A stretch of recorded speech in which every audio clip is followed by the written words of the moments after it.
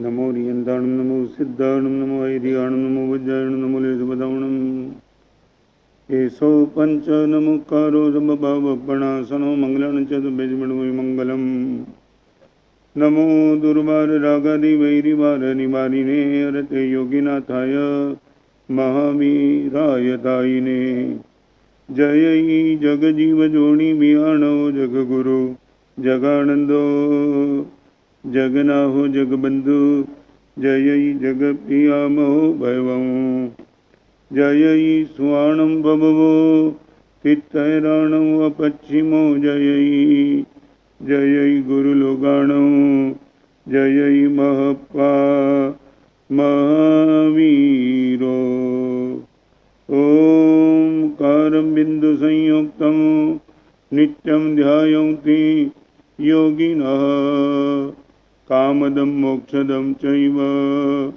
ओंकाराय नमो नमः अज्ञानतिमिरान्धानां ज्ञानाञ्जन शलाकया नेत्रमुन्मीलितं येन तस्मै श्री गुरवे नमः।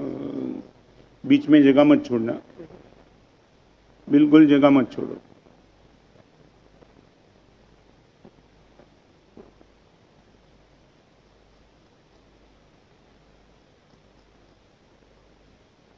युद्ध डिक्लेयर हो चुका था। सेनाधिपति अपने चंद सैनिकों के साथ जा तो रहा था, मगर मन में एक भय था। हम थोड़े हैं, सामने बहुत सैनिक है, शायद विजय मिले या न भी मिले। सेनाधिपति के मन में एक भाव आया। युद्ध के मैदान में जाने के पहले किसी एक संत का आश्रम था। लोगों ने वो संत के लिए बहुत कुछ बात बताई थी, बहुत प्रभावशाली संत है। सेनाधिपति वहां गया, सिर्फ संत को इतना ही पूछा, हम युद्ध के मैदान में जा रहे, सामने वाले ने बहुत अन्याय किया, आपको क्या लगता है हम जीतेंगे क्या? सेनाधिपति ने इतना ही, संत ने इतना ही कहा, एक काम करो, 6 घंटे यहाँ रुक जाओ, मैं भगवान से प्रार्थना करता हूँ और भगवान से बात करके आपके सामने एक सिक्का लाके देता हूँ। आपको आसमान की ओर जाना है, सिक्के को उछालना है, नीचे गिरेगा। यदि एक बात समझ लो, किंग गिरा, ऊपर यदि किंग आया, निश्चित तौर से तुम्हारी विजय होगी। स्क्वायर आया, वापस चले जाना। सेनाधिपति का संत और परमात्मा का बैकिंग मिलता है तो अच्छा ही है। 6 घंटा रुक गए। शाम के समय में सेनाधिपति के साथ संत मैदान में आए और सिक्का आसमान की ओर उछाला। सबके धड़कन ऐसी होगी कि न मालूम क्या आ जाएगा, और किंग आया। सबके मन में हौसला बढ़ गया कि भगवान ने खुद ने कहा कि हम जीतेंगे, फिर तो हारने की बात ही कहाँ है। इतने जमकर लड़े, इतने जमकर लड़े, जीत गए, वापिस आए। उसी आश्रम के पास आकर के संत को इतना कहा, भगवान की परम करुणा रही, आपकी भी कमाल की आशीर्वाद रहा, हम जीत गए। ये सिक्का ने तो कमाल कर दिया। और आपको मालूम नहीं होगा, वो संत ने बोला, चमत्कार कुछ नहीं है, ये तुम्हारी मन की बात है। मैंने तुम्हें बोला था कि सिक्का उछालने के बाद यदि ऊपर किंग आएगा तो जीतेंगे, स्क्वायर आएगा तो हारेंगे। मेरे पास ऐसा सिक्का था, दोनों और किंग ही थे, स्क्वायर का तो प्रश्न ही कहा था। तुमने ये, तुम्हारे मन में एक भाव था कि क्या आएगा, उम्मीद बढ़ाने के लिए बात बताई। आज पावर ऑफ स्पीच को लेकर के दूसरे नंबर का विकल्प, हम मुंह से जो भी शब्द निकलते वो शब्द के लिए कल मैंने बताया कि टोन आपका अच्छा रखो। नंबर 2, आपके शब्द में ऑप्टिमिस्ट हो। ऑप्टिमिस्ट माने क्या? आशावाद। बार बार कभी निराशा की बात मुंह से निकल जाती है, चाहे कैसी भी स्थिति हो। वो कैसे आशावाद बना रहे, उनकी थोड़ी बात आज प्रवचन में आपके सामने करना चाहता हूं। यदि मुझे कुछ अच्छा ही देखना है, अच्छा ही बोलना है, तो मैं कैसे कर सकता हूं? इनके लिए 4 बात आज आपके सामने करना चाहता हूं। एक बार जीवन में जो भी मेरा 64 साल की 65 साल की उम्र हुई, आपकी 35 40 50 जो भी हुई, वो एक काम करो, पास्ट में देखो। नंबर 1, आप पीछे देखो। यदि आपका ऑप्टिमिस्ट मानस होगा तो आपको एक बात दिखाई पड़ेगी, पीछे देखने से आपको अनुभव मिलता रहेगा। रिपीट करना चाहता हूं, पास्ट की सबसे बड़ी बख्शिश मुझे यदि कोई हो तो वो अनुभव है। जिस रास्ते पे से मैं गया था वो रास्ते में गिर गया था, अनुभव आज काम लगेगा। वही रास्ते पे मैं सीधी बात बताता हूं, बंबई से नागपुर आया। अभी नागपुर से शायद मान लो कि कल बंबई जाने का प्रसंग हो, तो आते वक्त जितना टफ लगा उतना जाते वक्त टफ नहीं लगेगा। क्यों? मेरे पास क्या है? एक अनुभव है। इस रास्ते पे ये मकान बराबर नहीं था, ये रास्ता बराबर नहीं था, ये बराबर नहीं था, तो अनुभव को लेकर के अपने जीवन को मैं बचा सकता हूं। मैं आपको पूछना चाहता हूं, यदि आप ऑप्टिमिस्ट हो, बाजार में मार खाया हो, किसी ने पेमेंट डुबा दिया हो, कुछ भी है, मगर एक बार पास्ट में देखो और पास्ट का अनुभव आज आपकी पूंजी बना लो। मैं आपको पूछना, आपको मालूम होगा निखिल भाई, कोई भी क्रिकेटर यदि आउट हो जाता है, अपनी खुद की वीडियो देखता है। मालूम है वो क्या करता है? ये पास्ट को देखने की जरूरत क्या था? जाना आगे तो देखने की जरूरत क्या थी? पास्ट की तो वो समझता है कि ऐसी कौन सी चूक होगी कि मैं आउट हो गया, अभी मैं एक बार चेक कर लूंगा, ये आउट न हो, ऐसे किस लिए मुझे गेंद का खेलना है।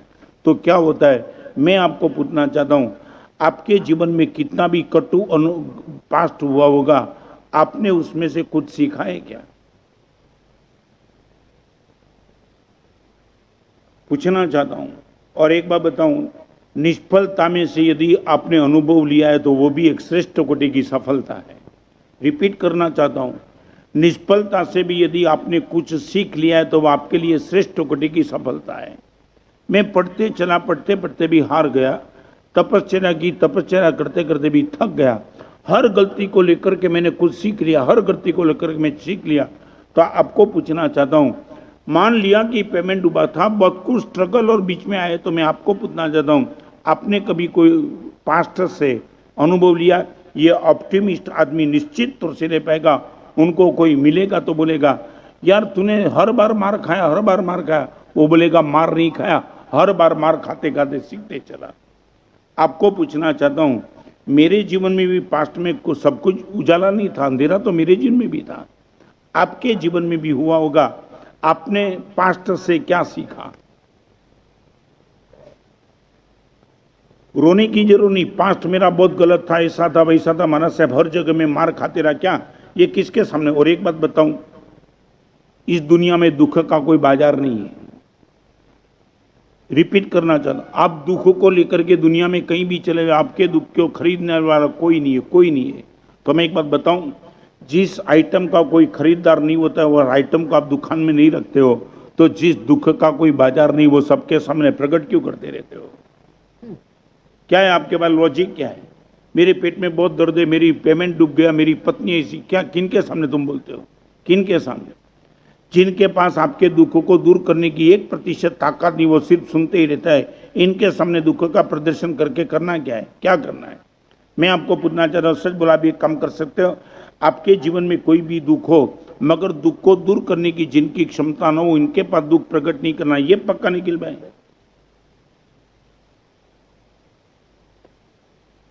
आप इतना करो ना तो भी आपकी जबान में बहुत कुछ बदलाव आ जाएगा। दीपक भाई बराबर है? जिस दुख को दूर करने की जिनकी क्षमता नहीं है, और आपको मालूम नहीं है, यहाँ नागपुर में मालूम नहीं, ये बहनों की एक व्यवस्था होती है निखिल भाई, वो शादी करके ससुर में जाती है, मगर ससुर में कितना भी दुख हो वो ससुराल में नहीं रोएगी, मायके में ही रोएगी। नहीं, एक व्यवस्था है। दुख का अनुभव ससुराल में कितना भी होगा, मौन रह करके सब कुछ सहन कर पाएगी, मगर उनका रोने का एक एड्रेस एक ही होगा, कौन सा? अपना मायका। मैं इतना ही कहना चाहता हूँ, संसार में आपको कितना भी दुख हो, मगर रोने का एड्रेस दो रखना, एक तो मेरा और दूसरा भगवान शंभुनाथ का। या नंबर 1 तो रोना ही नहीं, मगर रोना है तो ये 2 ही एड्रेस पे रोने का पक्का कर लो, पक्का। मैंने बम्बई में पूछा तो एक लड़के ने बताया महाराज साहब हम तो दुखी है, फिर आपको क्या दुखी करना। मैं बोला मैं दुखी नहीं होता, मरीज कितना भी बीमार हो तो डॉक्टर तो बीमार नहीं होता है। वो ऑपरेशन करता है, मरीज रोते रहते हैं, डॉक्टर हंसते हंसते। मैंने भट्टाचार्य को पूछा था, मैं बोला मेरा बाईपास का ऑपरेशन आपने किया, इतना क्रिटिकल ऑपरेशन, मेजर ऑपरेशन, तो आप ऑपरेशन करते वक्त आप बहुत सिंसियर बन जाते हो। निखिल भाई मालूम है उसने क्या जवाब दिया, महाराज साहब हम सिंसियर बिंसियर कुछ नहीं बनते, मजाक मस्जिद सब चलता है, आपका ऑपरेशन है मेरा नहीं है। कमाल की बात। वो 1 मिनट में मैं समझा इतना मेजर ऑपरेशन तो डॉक्टर भी सिंसियर हो जाते होंगे। उसने बोला बिल्कुल नहीं। महाराज साहब आपको बताऊं वो टाइम 2 साल पहले की बात, महाराज साहब मैं क्या चर्चा, मैं बोला आप चर्चा क्या करते थे। महाराज साहब यही चर्चा करता था कि धोनी की साक्षी के साथ बैठेगी कि नहीं, तुम समझे। उनकी पत्नी का नाम ये है ना। आपका ऑपरेशन चलता था, मैं ये कमेंट करते रहता था क्या हुआ ये ताकत, इतना कॉन्सेंट्रेशन लेकर के बैठे महाराज साहब, यहाँ खून निकलता है और इतना मेजर ऑपरेशन था क्रिटिकल, बट सरलता से। ये क्या था।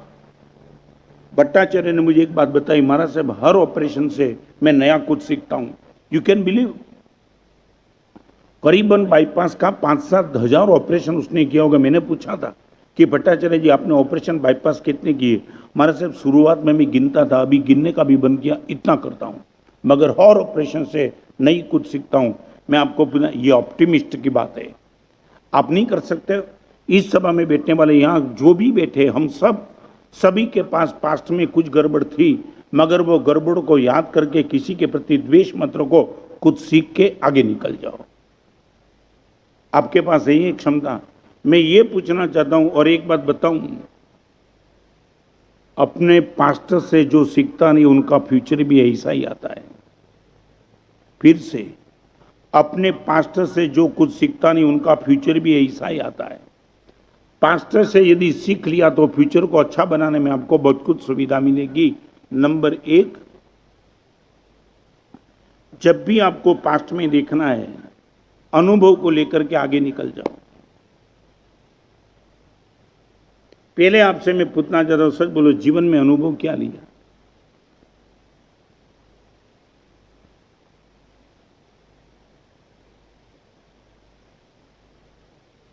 कोई जवाब। पास्ट में से अनुभव क्या लिया। मैंने एक बार यहां बोला था, अरबस्तान के प्रोवर्ब, एक आदमी ही ऐसा गद्दा है कि एक ही खड्डे में 2 बार गिरता है। किसी भी कुंभार का गद्दा एक ही खड्डे में 2 बार नहीं गिरता है। क्यों, ये मैं जो कहना चाहता हूं वो रिलेटेड है ना। एक ही खड्डे में कुंभार 2 बार, गद्दा कुंभार का नहीं गिरता है। क्यों, एक बार जिस खड्डे में गद्दा गिर गया, उनको पता लगा इस खड्डे में गिर गया, अभी साइड से निकल जाओ, वही खड्डे में गिरने का प्रश्न नहीं है। आदमी एक ही भूल बार बार रिपीट करते रहता है। क्यों, एक ही खड्डे में कुंभार का गद्दा 2 बार नहीं गिरता है, तो एक ही भूल, एक ही गलती 2 बार, 3 बार, 4 बार। इस सभा में बैठने वाले एक भी आदमी शायद ऐसा नहीं होगा कि जिसने कई लोगों से बात नहीं, यार क्रोध करने के बाद बहुत पछतावा होता है। हजारों बार तुम्हारा अनुभव यह था कि क्रोध करने के बाद पछतावा हुआ, तो फिर भी मैं पूछता हूं, फिर भी क्रोध क्यों करते हो, एक ही गलती को रिपीट क्यों करते हो। आपने देखा होगा बोलने का तरीका, हम वीआर करते जाते हैं ना, और आप भी जाते हो ना निखिल भाई, कई ट्रक के पीछे ना बोर्ड होता है, बोर्ड लिखे होते हैं, स्लोगन लिखे होते हैं, बुरी नजर वाले देखो, याद आ गया ना, कमाल। मेरा प्रवचन आपको याद ही नहीं है, स्वाध्याय आप रोज करते हो क्या। बस आपकी यही दृष्टि है ना, आप ये देखते हो कि बुरी नजर वाले तेरा मुंह काला, और मेरे पास ये विजन, देखो मगर प्यार से। सच बोलो, ये भी बोर्ड होता है ना। सच बोलो, दोनों का अर्थ क्या है, एक ही अर्थ है ना। बुरी नजर वाले तेरा मुंह काला, इनका भी अर्थ यही है, देखो मगर प्यार से उनका भी अर्थ है। मगर दोनों कोटेशन पढ़ने के बाद दिल में एक जगह आनंद होता है, एक जगह चुभन पैदा होती है। ये गाली देने की बात क्यों की। बुरी नजर वाले तेरा मुंह काला, ये क्या मैसेज क्या देना चाहता है, तेरा मुंह काला यूं। इससे अलावा तो बेटर है देखो मगर प्यार से। तो मैं आपको पूछना चाहता हूं, एक काम करो, पास्ट कितना भी गलत हो, कुछ बोधपाठ, कुछ अनुभव लेकर के आगे निकल जाओ। चलो आगे, पहले पूछना चाहता हूं दीपक भाई क्या लिया? पास्ट की जो भी गलती मेरे से हुई, मेरे बेटे से हुई, मेरी पत्नी से हुई, मेरे परिवार से हुई, बाजार में हुई, ग्राहक के साथ हुई, पेमेंट के साथ होता है।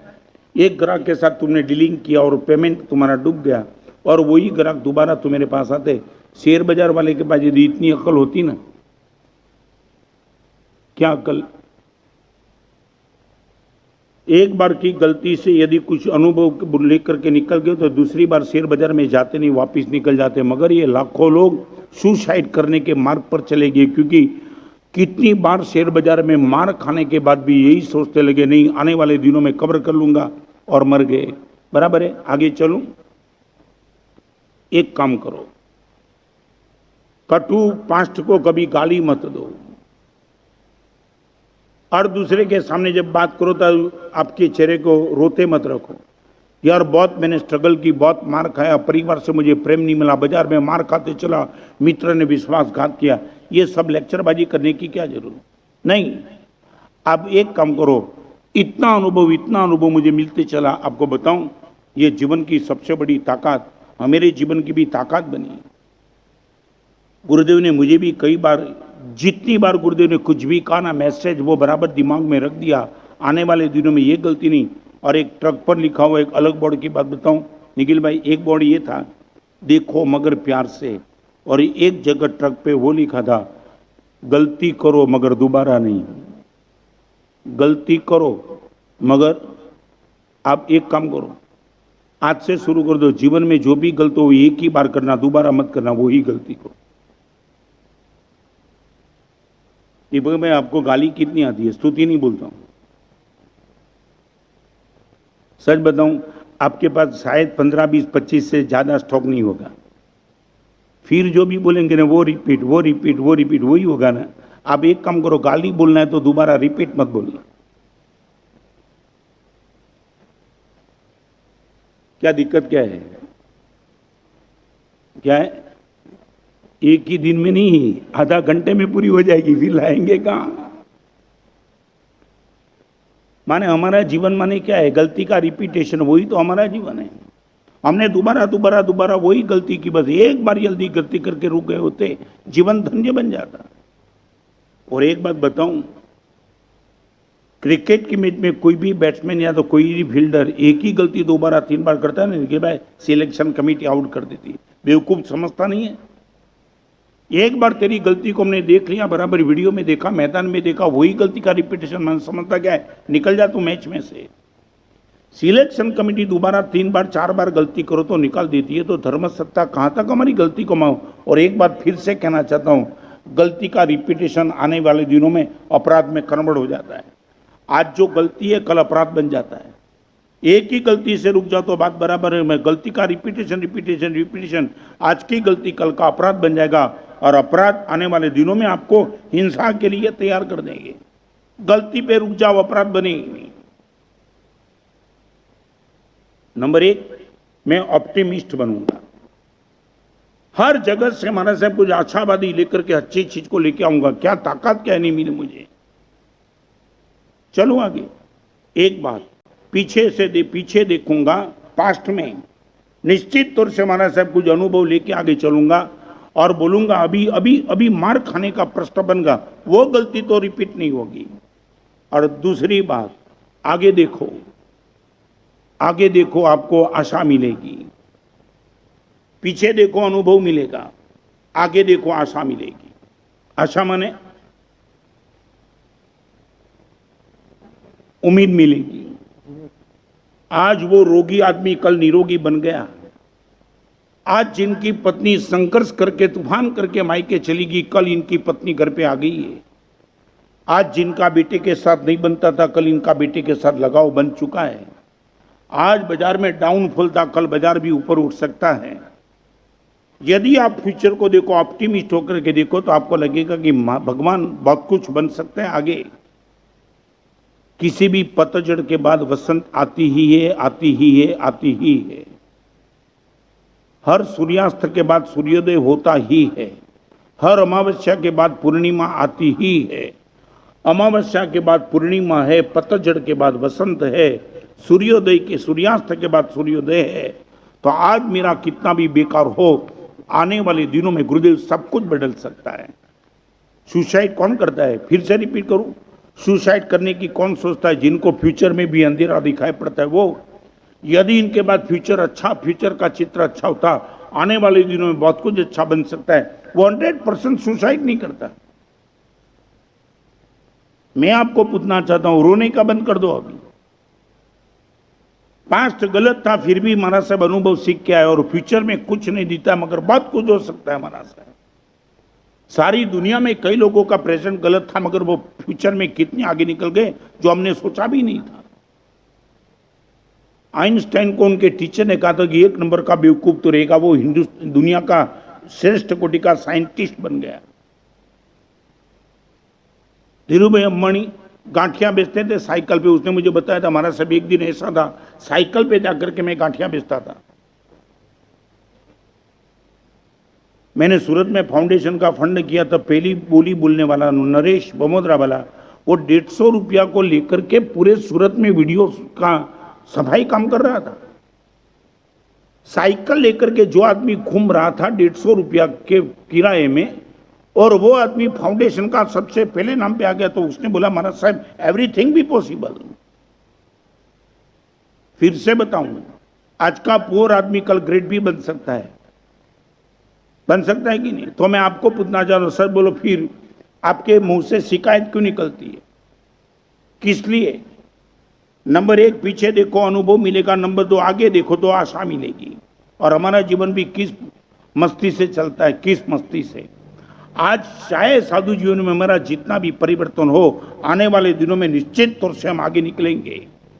यही चीज को लेकर तो मर्दानगी से आगे चलते, तो तुम्हें रोने की जरूरत क्या है? हाथ मिले, पैर मिले, कान मिले, मन मिला, सब कुछ मिला, तो फिर सुसाइड। एक बात बताऊं, बार बार जीवन में एक बात आती है, मुझे तो पहले 1-2 बात आज आपके सामने क्लियर करना चाहता हूं, थोड़ा गंभीरता से मुझे सुन लेना। संसार के क्षेत्र में हर कृति के पीछे प्राप्ति का गोल है। रिपीट करना चाहता हूं, संसार के क्षेत्र में हर कृति के पीछे प्राप्ति का गोल है। कृति के पीछे प्राप्ति का गोल, दैट मीन्स क्या? हाँ बोलो। हर कृति के पीछे प्राप्ति का गोल है। माना साहब बाजार में मैं इसलिए जाता हूं कि मुझे मार्जिन चाहिए, लड़के को मुझे मैं पढ़ता इसलिए हो कि माना साहब मुझे स्कूल में पास होना है, क्रिकेटर को मुझे तो खेलता इसलिए कि माना साहब मुझे पैसा मिले, चित्रकार को पूछो मेरी प्रसिद्धि मिले।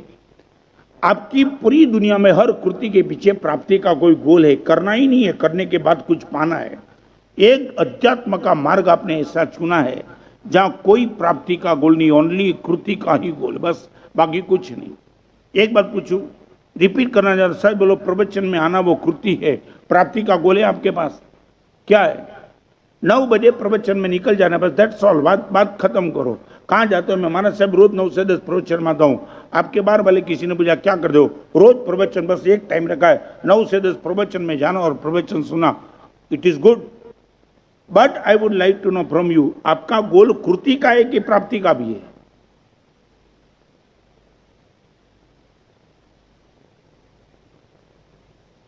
संसार के क्षेत्र में हर कृति के पीछे प्राप्ति कहीं ना कहीं बैठी, और जब तक प्राप्ति नहीं होगी तो आपको कृति में सेटिस्फेक्शन नहीं होगा, समझे ना? क्या स्कूल में जाने के बाद पास नहीं हुआ तो दुख होगा, बाजार में जाने के बाद, धंधा होने के बाद मार्जिन नहीं होगा, दुख होगा, क्रिकेट के मैदान में जाने के बाद डक में चला गया तो वो रोएगा कि यार क्या हो गया, सिंगल रन भी नहीं करा पाया और खत्म हो गया, मेरी करियर का क्या होगा? संसार के हर क्षेत्र में कृति के पीछे प्राप्ति का गोल है। और यहां तुम बोलते हो मानस साहब सिर्फ कृति। मानस साहब आपको मिलने के बाद पहले भगवान की पूजा नहीं करता था, कर दिया शुरू, ओके, इट इज गुड। भगवान की पूजा तुम नहीं करते थे, करना शुरू कर दिया, वो कृति। प्राप्ति क्या? मानस साहब आज तक कभी किसी संत के प्रवचन में नहीं गया, पहली बार प्रवचन में, अच्छा है, कृति बराबर सुन लिया, फिर क्या? I would like to know from you, सच बोलो, इस क्षेत्र में कृति के पीछे प्राप्ति की भूमिका क्या है?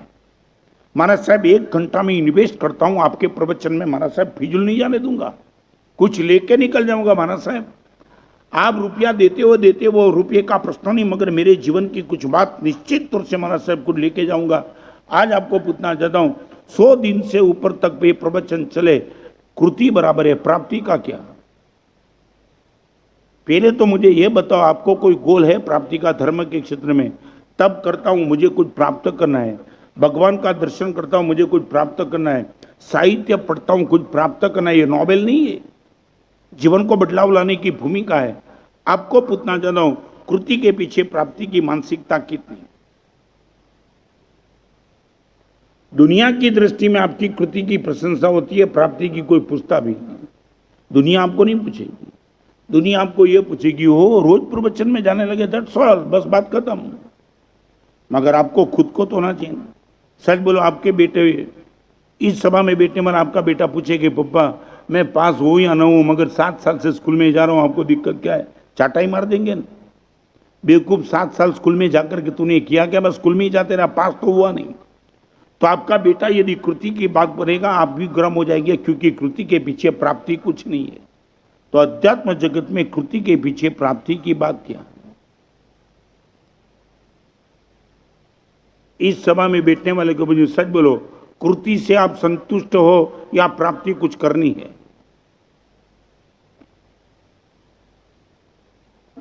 हाँ? सच बोलो, कितना समय लगता है?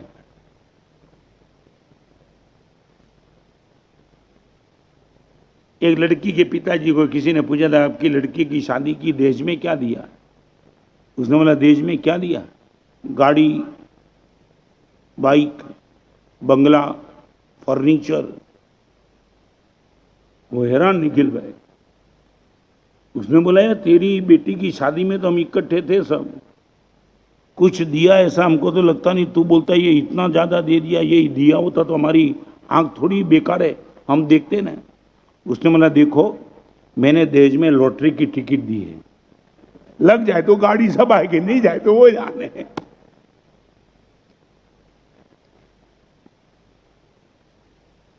मैं भी ये कह सकता हूं, आपको प्रवचन में मैंने लॉटरी की टिकट दे रहा हूं।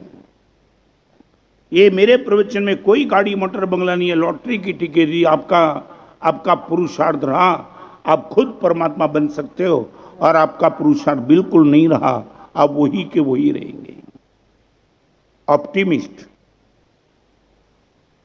आपको मैं क्या बताऊं निखिल भाई, जिस दिन मैंने दीक्षा ली, इस दिन गुरुदेव ने कहा था, प्राप्ति का तेरा जो गोल है इस जीवन में सफल नहीं होगा। फिर भी मैं आगे निकल गया, मुझे मोक्ष चाहिए।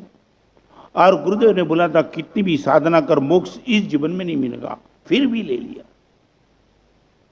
एक काम तो करो, एक काम करो। इस सभा में बैठने वाले सभी को कहना चाहता हूं, एक काम करो, मंजिल ना आवे माफ, मगर मार्ग और मंजिल के बीच में डिस्टेंस कम होते जा रहा है, इतना तो पक्का कर लो।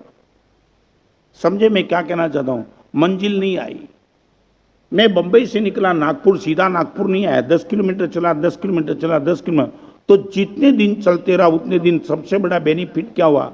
नागपुर और बंबई के बीच में जो डिस्टेंस था, वो डिस्टेंस रोज रोज क्या हुआ? कम होते चला। आप इतना तो कर दो। महाराज साहब, वो मंजिल, भगवान ने जो मंजिल बताई, वो मंजिल जब तक नहीं आएगी तो, मगर मंजिल नजदीक तो निश्चित आएगी, इतना तो बोलो।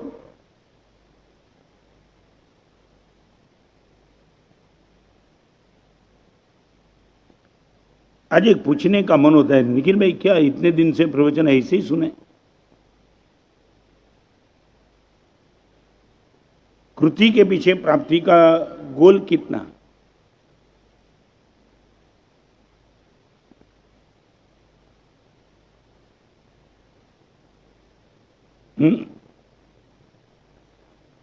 क्या है?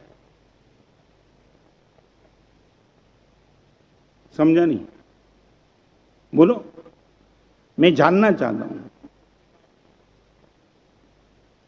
कर्मण्यवधि कारस्तु मां फलेषु कदाचन, ये गीता का श्लोक आपने उठा लिया, कमाल।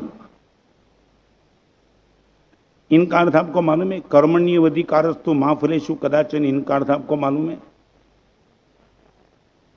हाँ? आप जो अर्थ करते हो ना, वो अर्थ नहीं है। कर्मण्यवधि कारस्तु मां फलेषु कदाचन, इनका अर्थ ये नहीं कि तुम कर्म करते चलो और फल पर तुम्हारा अधिकार नहीं है, वो नहीं है। आपको मैं वो कहना चाहता हूं, ये अच्छा सब्जेक्ट निकला तो बात क्लियर कर दूं। ये अर्थ इंटरप्रिटेशन ये है कर्म कौन सा करना वो इसमें तू स्वतंत्र है, मगर फल कौन सा पाना उसमें तू स्वतंत्र नहीं है। रिपीट करना चाहता हूं, इनका अर्थ समझ लो। कर्म कौन सा करना वो स्वतंत्र है, तेरी हाथ की बात है। माने एक सीधा रास्ता जाता है, एक खड्डे वाला रास्ता जाता है, कौन सा रास्ता चूज करना वो तेरे हाथ में। कर्मण्येवाधिकारस्तु माने सीधे रास्ते पे जाना या खड्डे वाले रास्ते पे जाना वो स्वतंत्रता तेरी है, मगर खड्डे वाले रास्ते को चूज करने के बाद तू नहीं गिरेगा वो तेरे हाथ में नहीं, वो रास्ता चूज करेगा। फिर से रिपीट करूं, एक बार अच्छी बात निकली तो मैं बताऊं, क्रिया कौन सी करना वो मेरी पसंदगी की बात है, मगर रिजल्ट कौन सा लाना वो क्रिया के हाथ में है, मेरे हाथ में नहीं है। नहीं समझे तो रिपीट करना, नहीं समझे निकल है। इस सभा में बैठने वाले को पूछना चाहता हूं, आप खड़े हो और मैं निखिल भाई आपको बोलता हूं कोई भी एक पैर उठाओ। गणेश काका, अभी मैंने कोई भी एक पैर बोला, सच बोलो तो क्या हुआ? दायां पैर उठाना या बायां पैर उठाना वो किसके हाथ में था? कर्मण्येवाधिकारस्तु। ये दायां पैर उठाना या बायां पैर उठाना वो तुम्हारे हाथ में था, मगर दायां पैर उठाने के बाद अभी मैं आपको बोलता हूं कि दायां पैर नीचे रखे बिना तुम बायां पैर उठाओ। आप बोलेगा माना साहब अभी मेरे हाथ में नहीं है। ये क्या हुआ? फल आपके हाथ में नहीं था, क्रिया आपके हाथ में थी। क्रिया कौन सी करनी वो आपके हाथ में है, मगर एक बार बताऊं, क्रिया का निर्णय मैं करूंगा, फल का निर्णय क्रिया करेगी। नहीं समझे तुम? क्या दीपक भाई, क्या क्रिया का निर्णय मैं करूंगा, फल का निर्णय कौन करेगा? मैं नहीं करूंगा, मगर कौन करेगा? क्रिया करेगी। निश्चित तौर से समझना, सामने वाले को गाली बोलना या स्तुति सब प्रशंसा करना है वो निर्णय तुम करो, मगर गाली बोलने के बाद तुम बोलो कि वो मुझे गाली न बोले, वो मैं चाहता हूं, वो तेरे हाथ में नहीं। अभी वो कौन निर्णय करेगा? गाली निर्णय करेगी। समझे दीपक भाई? अर्थ बराबर करते रहना, नहीं उल्टा सुल्टा कर देंगे, किसी को मार डालेंगे।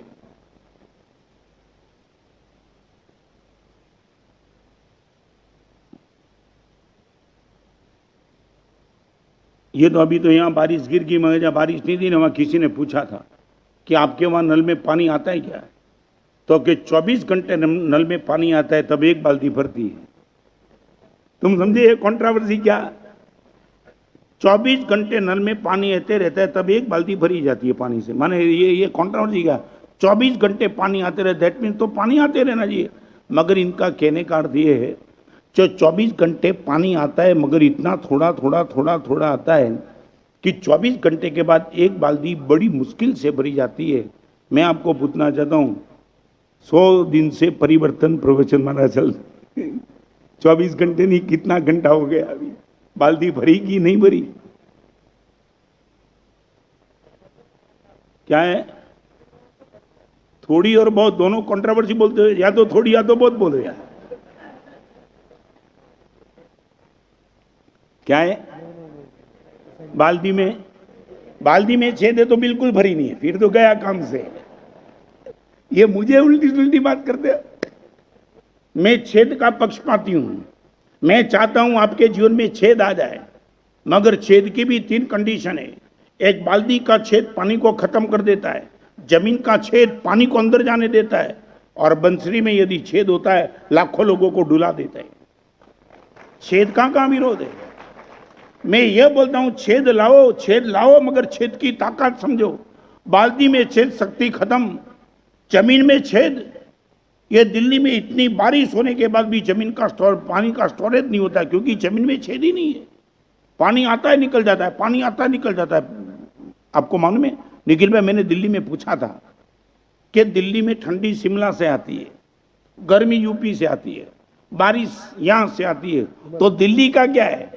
तो एक दिल्ली वाले ने बोला हमारी बदमाशी है महाराज, बाकी सब इधर उधर से बोले आता हम बदमाश है एक नंबर के।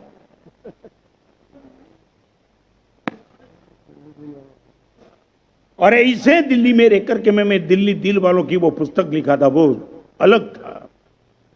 किसान को पूछो, वो बोलेगा जमीन में छेद चाहिए ही चाहिए, पानी का स्टोरेज तो ही रहेगा। तो मैं छेद का पक्षपाती हूं, आप चिंता मत करो। और एक बात बताऊं, मेरे हृदय में भी यदि छेद नहीं होता तो गुरुदेव का वचन यहां तक पहुंच नहीं पाते। कठोर हृदय होता तो गुरुदेव का वचन निकल जाता वापिस। आपने देखा होगा, एक टेनिस का बॉल होता है, एक सीजन बॉल होता है। सीजन बॉल को तुम वॉल पे रखो, रिवर्स में नहीं आएगा। मगर टेनिस बॉल पर तुम बॉल पर छोड़ो तो जितना जोर से रहेंगे इतने डबल फोर्स से वापिस आएगा।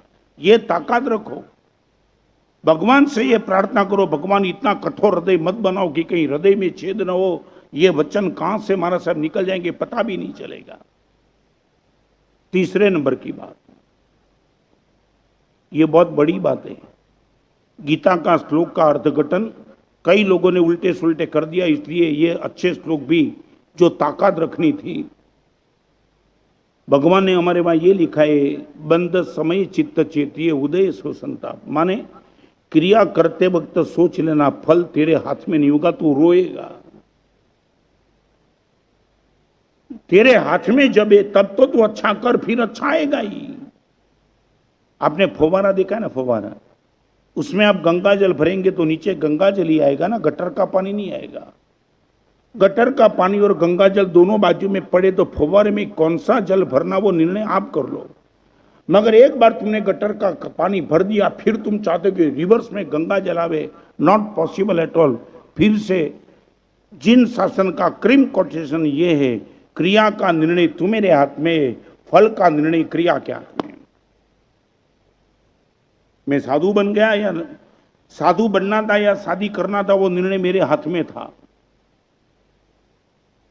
मगर वो टाइम मैंने निर्णय कर दिया कि किसी भी हिसाब से साधु बनना है, अभी फल वो ही आएगा। समझन में क्या कहना चाहता हूं? आपको कदम बगीचा की ओर उठाना है कि कचरे की ओर उठाना है, वो निर्णय आपको करना था। आप स्वतंत्र थे, आपके पैर जहां भी जाने तैयार थे वो तुम गए। मगर तुमने कचरे के ढेर की ओर तुमने पैर उठाया, फिर बोलते हो महाराज साहब दुर्गंध आती है, पुष्प की सुवास नहीं आती है, ये तुम्हारे बस की बात नहीं। वो निर्णय कब हो चुका निर्णय? जब आपका पैर कचरे की ओर गया तभी निर्णय हो चुका था, सुवास नहीं मिलेगी, दुर्गंध मिलेगी। माने हमारे में एक अच्छा शब्द लिखा है, फल का निर्णय क्रिया के बिगिनिंग में ही हो जाता है। जिस दिन आप जिस रास्ते पे कदम रखते हो उसी टाइम पता लग जाता है कि आने वाले दिनों में आप कहां पहुंचेंगे। चलो आगे, नंबर 1, आगे देखो क्या मिलेगा। आशा मिलेगी। आगे पीछे देखो क्या मिलेगा, अनुभव मिलेगा। अंदर देखो क्या मिलेगा, परमात्मा खुद मिलेगी। अंदर एक बार अंदर झांक लो, आगे देखने के बाद आशा मिलेगी, पीछे देखने के बाद अनुभव मिलेगा, मगर अंदर जब देखूंगा तब तो भगवान खुद मिलेंगे। भगवान मुझे और आपको ये कहते, जो मेरे में था वो आज तेरे में है। एक बार मेरे में था, मैंने सब प्रकट कर दिया, तेरे में भी वही है जो मैं लेकर के बैठा हूं। मैं आपको पूछना चाहता हूं, सच बोलो, आगे पीछे बहुत बार देखा, अंदर कब देखा? अंदर देखने का प्रयास मैंने और आपने कब किया?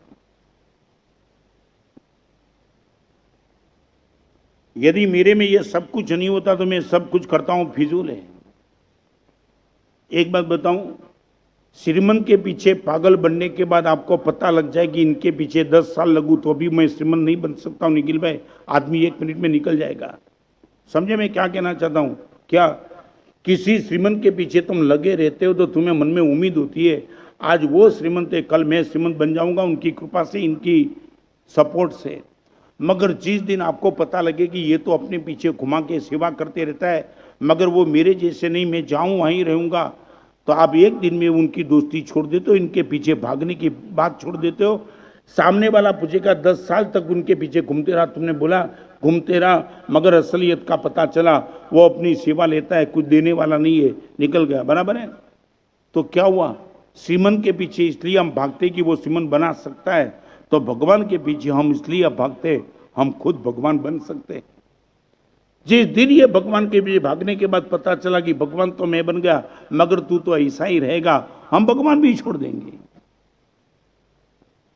आपने कभी अंदर झांक के देखा? गुरुदेव ने मुझे एक रत्न तो अंदर तो देख क्या माल भरा है। कस्तूरी मृग का नाम सुना है तुमने? कस्तूरी कुंडल बसे मृग ढूंढे बनमाही, ऐसे घट घट राम है दुनिया देखत नाही, कस्तूरी कुंडल बसे मृग ढूंढे बनवाही। अपनी कुंडल में अपनी नाभि में कस्तूरी है, सुवास इतनी जबरदस्त आ रही है और सुवास से सारा जंगल पागल है कि आती कहाँ है। और कस्तूरी वो सुवास का रूट ढूंढने के लिए पूरे जंगल में घूमता रहता है। मृग मौत आ जाती है तब तक उनको पता नहीं लगता है कि जिस सुवास को लेके मैं भाग रहा था कस्तूरी को ढूंढने के लिए, वो कस्तूरी तो मेरी नाभि में बसा था। और एक बात आपको कहना चाहता हूं, आपका सुख का प्रयास सच्चा है मगर एड्रेस गलत है।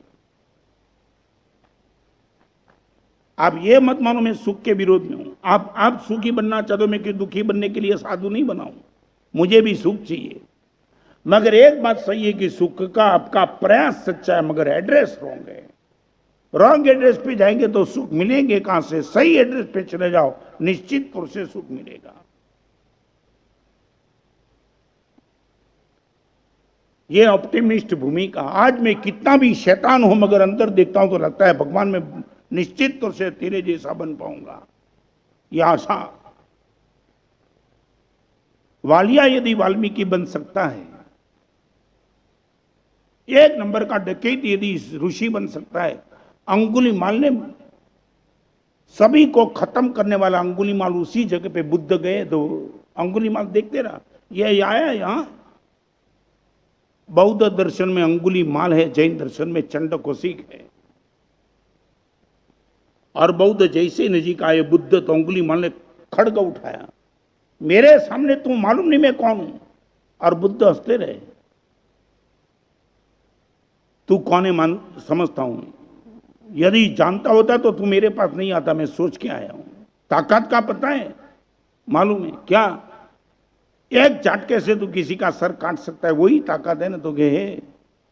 मगर मैं तुझे कमजोर मानता हूं। बुद्ध की आंखों की ताकत, वो हिल गया और उसने बोला आप कौन सी ताकत मेरे से जानना चाहते हो? मैं 1 मिनट में दिखा सकता हूं। ये ऊपर का पेड़ है ना, एक पत्ता काट के दिखाओ। एक पत्ता, पूरा पेड़ काट सकता हूं, एक तो काट के दिखाओ। और एक पत्ता काट के बुद्ध के हाथ में दे दिया। फिर बुद्ध ने इतना कहा भी एक काम कर, यही पत्ता फिर पेड़ पे लगा दे। मैं नहीं कर सकता हूं। अंगुलीमाल, किसी के सर को अलग करना वो मामूली बात है, किसी के सर को सलामत रखना बहुत बड़ी बात है। और अंगुलीमाल का परिवर्तन हो गया। बुद्ध ने क्या कहा? अंगुलीमाल अंदर झांक, अंदर झांक। अप्पा चेव दमे वो अप्पा वो खल दुद्धमो अप्पा दंतो सुई हुई। भगवान बोलते तुममेव तुममित्तम किम भैयामित्तम इच्छसी। तू ही तेरा मित्र है, बार किसको मित्र बनाने के लिए तू क्यों भाग रहा है? एक बार अंदर देख, एक बार।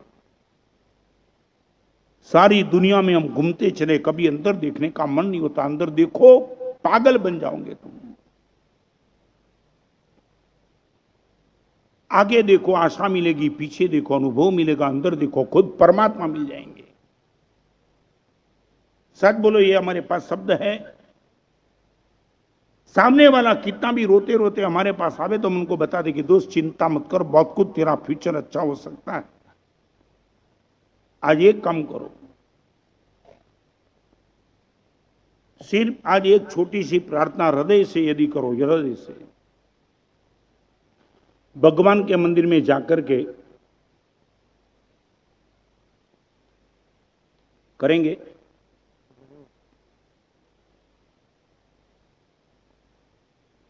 कई लोगों को तो डर लगता है, लेकिन मैं मानो प्रार्थना करने में डर। डर किसका मालूम है? मैं एक जगह बोला था तेरे पास अभी कितना रुपया, मजाक में तो मैं भी तो बात करता हूँ, माना सर 10,000। मैं बोला एक काम कर, 1 करोड़ रुपया आ जाए तो 50 लाख का डोनेशन देना। कितना है अभी? 10,000। कभी जिंदगी में 10,000 से आगे 40 साल में निकला नहीं। और मैंने उनको कहा 1 करोड़ आ जाए तो 50 लाख का डोनेशन देना। नियम लेने के लिए तैयार नहीं था।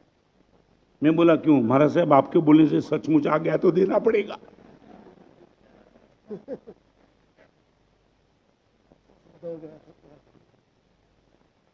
तुमको तो इसमें भी डर है कि शायद महाराज साहब का वचन सफल हो गया तो 50 लाख बचेगा वो नहीं, 50 लाख दे देना पड़ेगा। आज एक प्रार्थना हम सब करेंगे भगवान से। मंदिर में सब जाते होंगे, आप जो भी आवश्यक क्रिया मंदिर में करते वो करते रहना, और लास्ट में आंख बंद करके भगवान को इतना कहना, भगवान दुनिया की दृष्टि में मैं जैसा लग रहा हूं बस ऐसा मुझे बना दो। फिर से, दुनिया की दृष्टि में मैं जैसा लग रहा हूं सबको बस ऐसा मुझे बना दो। सरल है ये प्रार्थना। दुनिया की दृष्टि में मैं साधु लगता हूं, भगवान मुझे निश्चित तौर से साधु बना दे। अच्छा, दुनिया की दृष्टि में आप सज्जन लग रहे हो तो आप निश्चित तौर से भगवान को बोलो, भगवान मैं दिख रहा हूं मगर हूं कि नहीं मालूम नहीं है। इतना भी यदि हम कर पाए, सच बोलो, मैं आपको पूछना चाहता हूं, एक जगह ना स्टूडियो था, स्टूडियो में निखिल में 3 तरीके का बोर्ड था। एक बोर्ड था, आप जैसा बनना चाहते हो, आप जैसा बनना चाहते हो ऐसा फोटो निकालना है तो 100 रुपया।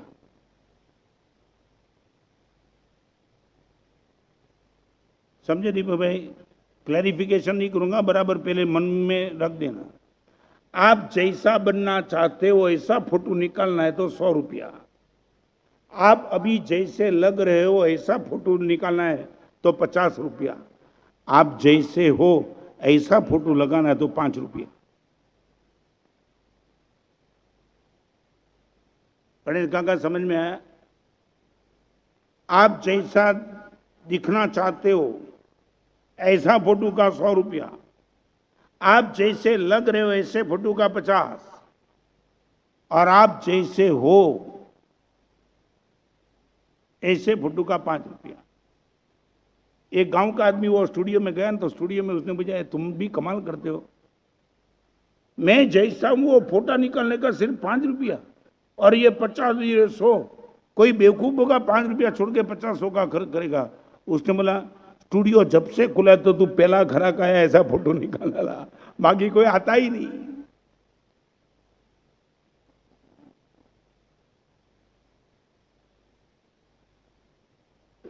भगवान का एक ही मैसेज, बस अंदर देखते चल, ना आगे देखने की जरूर पड़ेगी ना पीछे देखने की जरूर पड़ेगी, सिर्फ अंदर जा तो खुद महसूस करेगा सारी दुनिया की स्त्री को मैं अवॉर्ड कर सकता हूं, ऐसा निर्विकारी भाव मेरे पास है।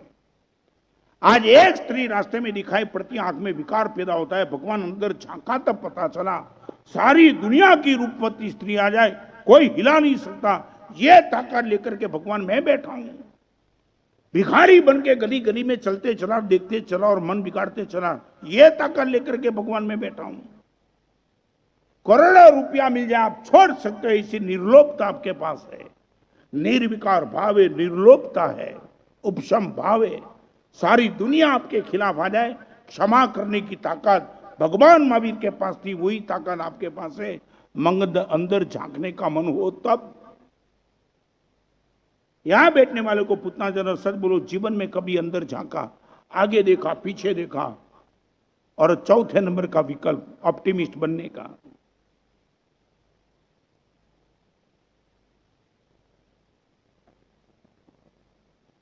कौन सा है अभी चौथे नंबर का? एक आगे देख लिया, एक पीछे देख लिया, एक अंदर देख लिया, अभी कौन सा विकल्प बचा है?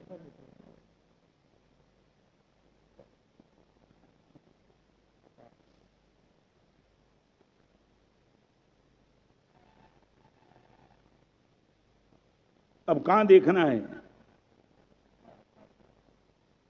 तुम बोलो ना, फिर मैं बताऊं।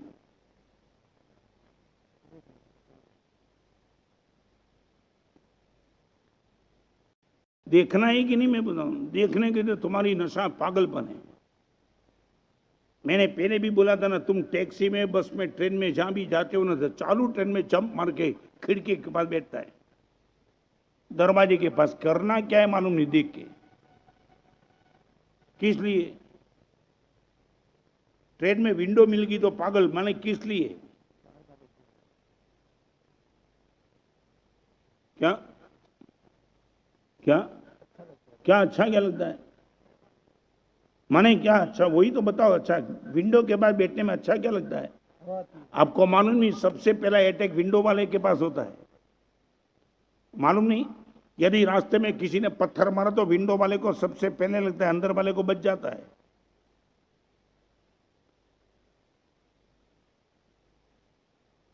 एक पति था ना, घर में बैठा तो बाजू में से कोई आदमी आया, हाथ में इतनी बड़ी बंसरी लेकर के। उसने मुझे, ये बंसरी क्यों लाए? आपकी पत्नी को भेंट देने के लिए। वो बोला क्यों? मेरी पत्नी के पास हारमोनियम तो है ही, तो कि बंसरी में हारमोनियम ले जाऊंगा और बंसरी दे दूंगा, कम से कम मुंह तो बंद रहेगा। हारमोनियम में क्या चलता है? हाथ चलता है ना, मुंह तो खुला रहता है। ये बंसरी में कम से कम मुंह तो बंद हो जाएगा।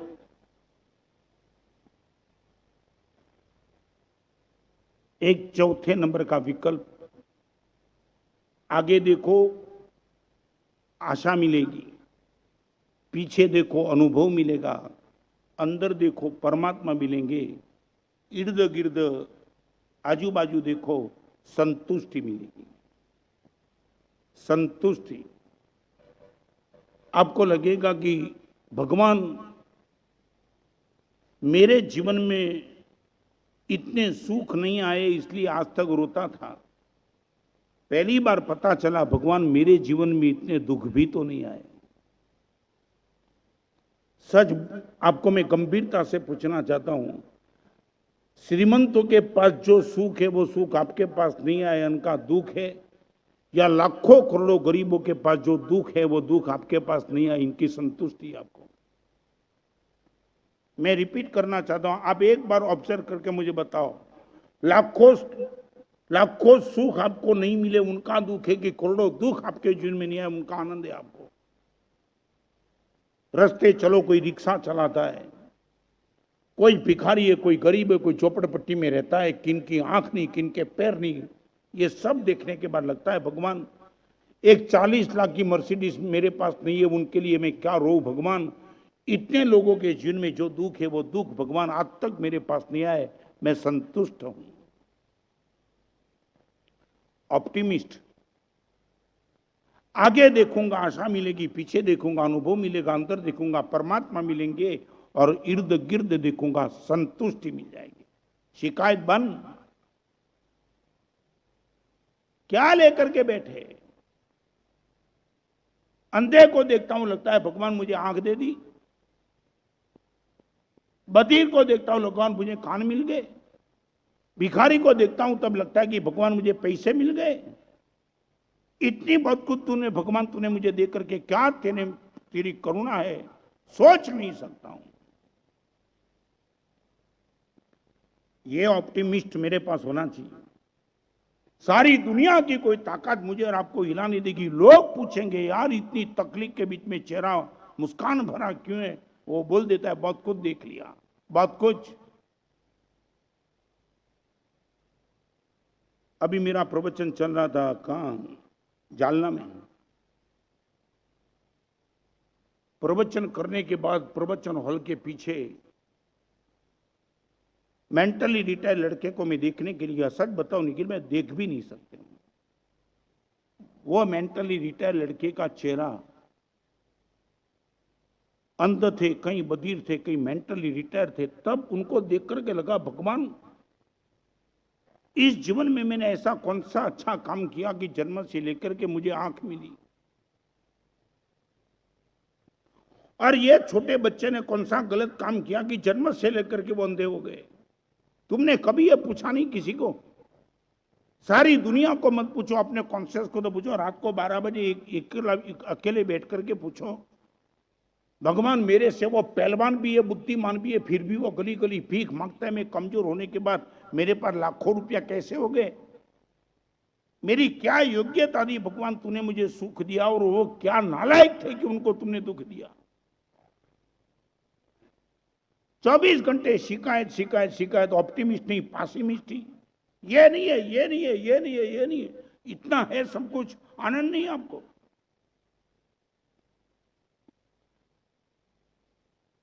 मुझे रोज रात को हम सब साधु को लगता है कि इस जमाने में, इतने हलकट कोटि के जमाने में मुझे साधुपना मिल गया, कैसे? आओ। एक बार इस सभा में बैठने वाले को प्रवचन का क्रीम कोटेशन बोलता हूं, दुख के समय में वाई पूछते वो, सुख के समय में हाउ पूछते चलो। क्या दुख के समय में वाई बोलते रहते हो? वाई क्यों? वाई मेरे पे इतना दुख क्यों? मैं गरीब क्यों? पेमेंट मेरा क्यों नहीं आता है? सामने वाला अपमान क्यों करता है? ये मत पूछो। दुख के समय में वाई मत पूछो, सुख के समय में हाउ पूछते चलो। भगवान मुझे आंख क्यों मिली? हाउ। ऐसा कौन सा काम था भगवान मैंने किया कि तूने जन्म से मुझे आंख दी? हाउ। आपकी सारी शिकायत जिंदगी भर की खत्म हो जाएगी। आप बोलेंगे भगवान कमाल कर दी, मां के पेट से परलोक में जाने वाले लाखों बच्चों के बीच में 60, 70, 50 साल तक मैं जिंदा रहा, कमाल हो गया, कमाल। नासिक में 4 साल के बच्चे को मैंने 2 बाईपास किए हुए देखा है। 4 साल के बच्चे को 2 बाईपास, यू कैन बिलीव? भगवान के मंदिर में जाकर के तुम्हारी श्रद्धा नहीं बनती है तो कभी हॉस्पिटल के जनरल वार्ड में जाके देख लेना, पता चलेगा कि भगवान ने तुम पर क्या उपकार किया है। हम यही जिंदगी भर तक शिकायत करते रहेंगे, ये नहीं मिला, ये नहीं मिला, कब आनंदित कब रहेंगे? रोना ही है जिंदगी भर, हमारी नियति वही है।